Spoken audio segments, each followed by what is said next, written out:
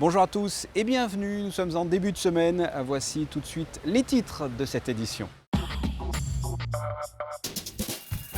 Le lycée des Franciscains sera bientôt démoli pour faire place à un nouveau complexe scolaire. Une journée de revoir sera organisée le samedi 22 juin. Les élèves de l'Académie Régnier 3 ont rendu un hommage à Léo Ferré à l'occasion des 20 ans de sa disparition. L'an prochain, la roseraie Princesse Grasse fêtera ses 30 ans. Pour préparer cet anniversaire, cet espace floral est actuellement en cours de réaménagement. Et enfin, à l'approche du Grand Prix, dernière ligne droite pour les 650 bénévoles avec un ultime briefing à la salle du canton.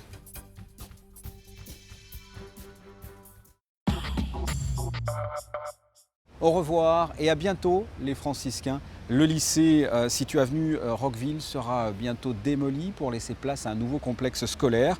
À cette occasion, une journée de revoir sera organisée le samedi 22 juin en présence des anciens élèves. Le programme de cette journée avec Vanessa Dessy. Si vous avez fréquenté les franciscains, cette école représente sûrement vos plus belles années lycée. Datant de 1883, ce vieux bâtiment sera bientôt détruit pour laisser place à un tout nouvel espace FANB, un établissement religieux qui aura marqué l'histoire en principauté. C'est un bâtiment très ancien puisque la construction date de 1883. C'était à l'origine un collège séraphique qui avait un nombre d'élèves très limité. Et puis petit à petit, ça a évolué vers un collège tel qu'on l'a connu, un collège franciscain à l'origine. Et puis progressivement, depuis la fusion qui a eu lieu avec l'établissement des Dames de Saint-Maur sur le Rocher, c'est devenu un établissement qui héberge actuellement des élèves de la 3e à la terminale. À cette occasion, une grande fête placée sous le signe de la nostalgie proposera un programme chargé en émotions. La mythique cour, la cantine, la chapelle ou bien même des endroits jusqu'alors tenus secrets vous attendront pour une dernière visite. L'idée donc c'est d'organiser une journée très festive sous le signe de la joie, des bons moments partagés ici. Et puis de permettre à tous ceux et celles qui ont vécu, aussi bien les personnels que les élèves, de se retrouver dans l'ambiance qu'ils ont connue, de se retrouver entre eux aussi, de revoir les locaux une dernière fois. Donc pour l'aspect festif, on a prévu d'entourer cette manifestation de manifestations un petit peu gaies. Il y aura une kermesse en particulier, il y aura le soir une grande projection animée son et lumière sur les murs de l'école. Il y aura une visite dans les lieux un petit peu mythiques de l'établissement, les lieux secrets.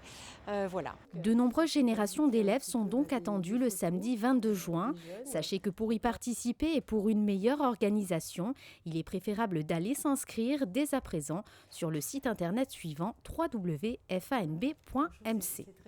Les élèves de l'Académie Régnier 3 ont rendu un hommage à Léo Ferré à l'occasion des 20 ans de sa disparition, une source d'inspiration pour ces jeunes musiciens. Christine Datomel les a rencontrés quelques minutes avant leur concert à la salle du canton. Reportage. La musique pour adoucir les mœurs. Lors d'un concert à la salle du canton intitulé Le voyage musical autour du monde, les jeunes élèves de l'Académie Régnier 3 ont rendu un vibrant hommage à un grand monsieur très aimé en principauté. Je parle bien sûr de l'artiste monégasque Léo Ferré, disparu il y a maintenant 20 ans de cela. Léo Ferré a traversé les générations. Il faut dire que c'est une personnalité qui est bien en dehors seulement de la principauté, mais qui est une personnalité devenue universelle désormais. Et on a essayé de greffer en plus l'aspect universel à travers ce voyage autour du monde. Donc Léo Ferré est devenu un petit peu le porte-parole du monde pour les enfants. Pendant ce spectacle, on entendra à la fois de la musique classique, de la musique d'inspiration folklorique, de la musique de jazz. On fait un vrai tour du monde des musiques et des pays. On s'est aperçu qu'il y avait beaucoup de nationalités à Monaco et que je dois avoir une centaine de nationalités différentes au sein de l'Académie. Donc Léo Ferré était le fédérateur représentant Monaco et les pays étant présents à Monaco au sein de l'Académie, puisqu'en plus j'ai des professeurs de différentes nationalités et mon ami en fait partie, donc on était vraiment dans un cadre de trouver une transversalité très intéressante. Un spectacle qui a vu le jour grâce à un partenariat avec l'Éducation nationale et l'Académie de danse Princesse Grasse. Des lycéens de Monaco ont écrit les textes de ce spectacle qui ont ensuite été mis en musique par l'Académie Régnier 3. Des danseurs de l'Académie de danse Princesse Grasse ont également investi la scène, une première à Monaco. Et si Léo Ferré a bien sûr été le fil rouge du spectacle et a marqué l'ancienne génération, il reste une source d'inspiration pour la jeunesse d'aujourd'hui. on rend hommage à ce grand compositeur sur scène avec 2 ou 3 chansons qui sont vraiment magnifiques. Donc comme ça, on est plus dans l'esprit de Monaco, donc on se sent unis en fait. Est-ce que tu connaissais les chansons de Léo Ferré? J'en connaissais une qui commence avec Si tu t'en vas, qui est très belle, dure à chanter mais très très belle. Et non, les 2 autres non, donc c'était une découverte, qui m'a beaucoup plu. Et afin de pérenniser le souvenir de l'artiste, je vous rappelle que le 11 juin prochain, la salle du canton sera rebaptisée Espace Léo Ferré.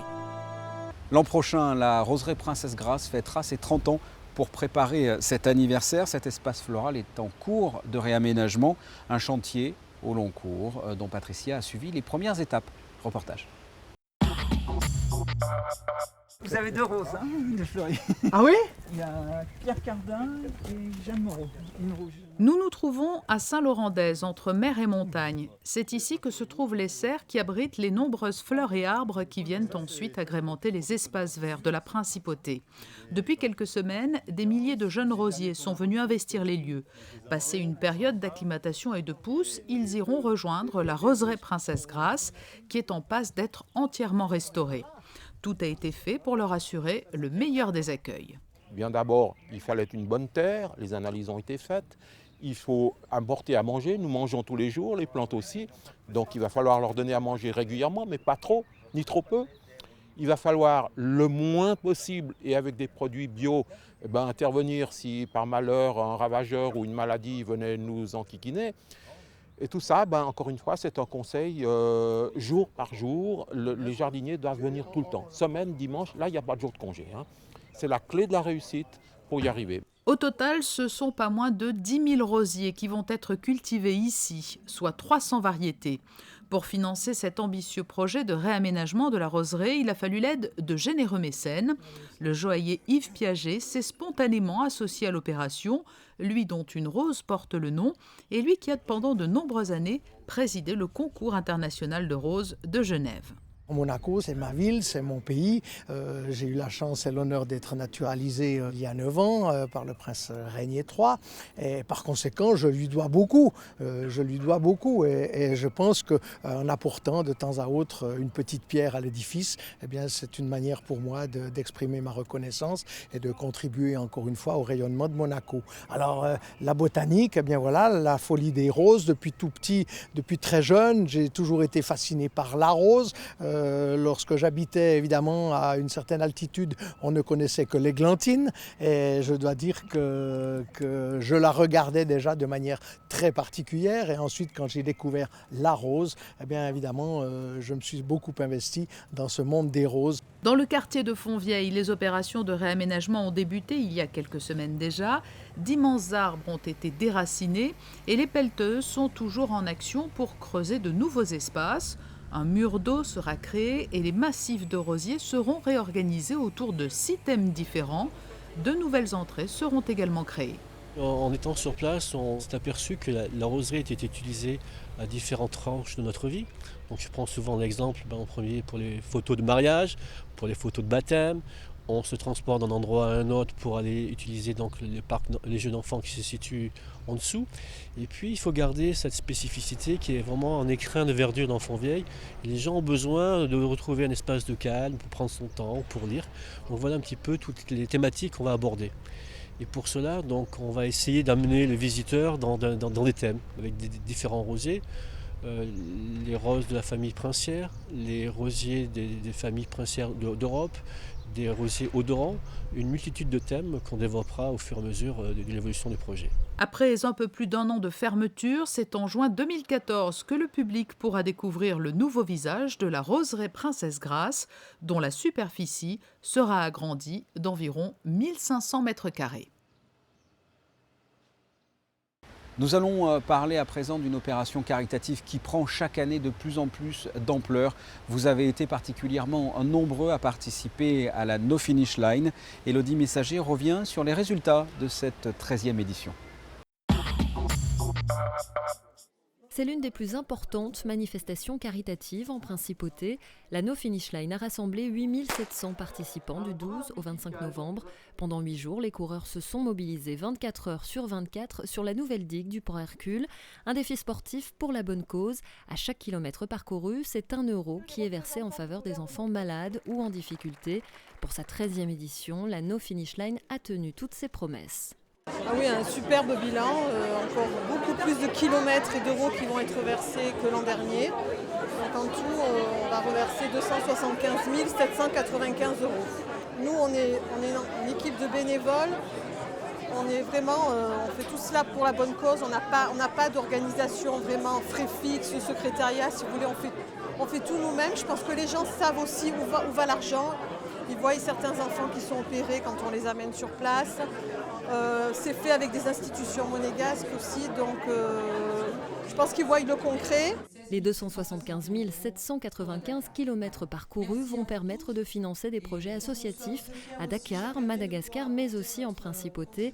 Une part importante de la somme récoltée sert à soutenir des enfants en difficulté scolaire, mais aussi les activités du centre cardio-thoracique.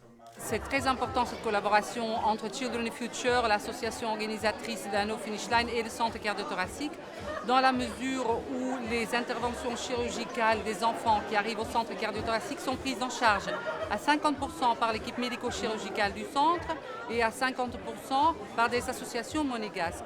Le montant qui a été reversé par Children in Future au centre cardio-thoracique, comme l'a dit le professeur Dreyfus tout à l'heure, correspond depuis le début de la collaboration à peu près 750 000 €, ce qui correspond en gros à 75 à 80 enfants sauvés. Je ne sais pas si vous vous imaginez, mais c'est énorme.